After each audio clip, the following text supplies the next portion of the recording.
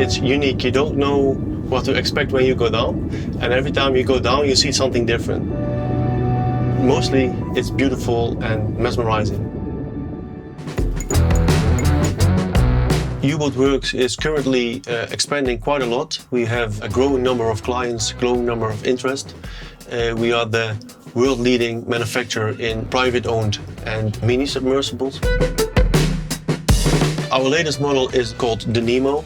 It's a two-seater submersible that goes to 100 meters of depth. With every new submersible we design, we keep pushing the technical boundaries. We want to go deeper, faster, we want to build lighter subs, and we want to improve the experience to the clients. After we had the first idea for the NEMO, we wanted to have a proof of concept as quick as possible. Therefore, we started with wooden makeups just to see if the ergonomics are right, see if you fit within a sphere this small.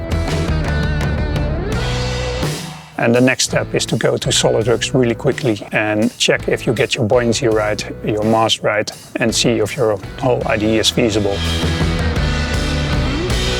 One of the most important things is that our vision, what we have in our heads, is to visualize that and give it to our customers. With Solidworks, we can ask the program very quickly, what does it weigh? What is the volume, the displacement in the water? Are we on target, basically? At a certain point of time, we are roughly working with 20 different designers. So it's important that we all speak, all work with the same tool, and it doesn't interfere with each other. The center of gravity and the center of buoyancy are the most important parts when you're designing a submarine, because they need to be perfectly aligned to maintain stability while diving as well as on the surface. If it is not in balance, it sinks to the bottom. If it's not in balance, it rises to the surface.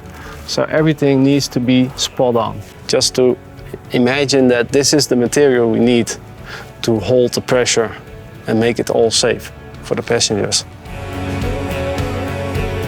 Normally we build around one sub a year per type. For the NEMO we would like to build one sub every month. So that's a really big change in the whole production process. Therefore we try to standardize the components that we already use on our other submarines to ensure a fluent production process for the NEMO. Well, the best part of my job is when all the parts are coming in and you start assembling your submarine. So you've been working within Solidworks and see it on your screen all the time, but when it really comes alive, that's really the fun part.